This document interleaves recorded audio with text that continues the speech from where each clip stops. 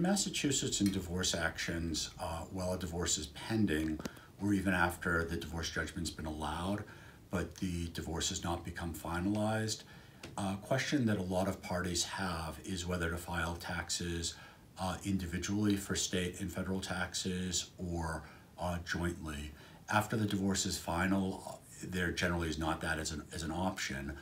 Sometimes recommend people to talk to their accountant or bookkeeper, or if they're doing TurboTax or something similar to that, to run through that as an individual or as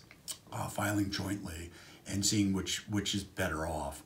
You can also sometimes determine to share things either 50-50, any refund or any money owed, or look at it more proportionally, either based on what the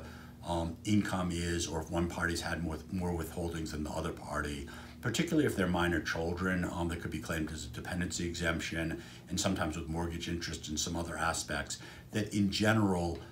people are generally better off overall as a family unit filing joint taxes,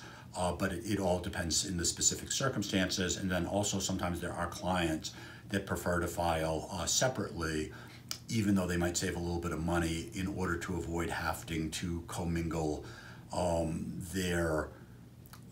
income and assets and things like that with somebody that they're going through a divorce with, or thinking about how it might not be fair given on withholdings and things of that nature. That is something, though, that has to be addressed either by an agreement or having a judge making a decision on that about whether to file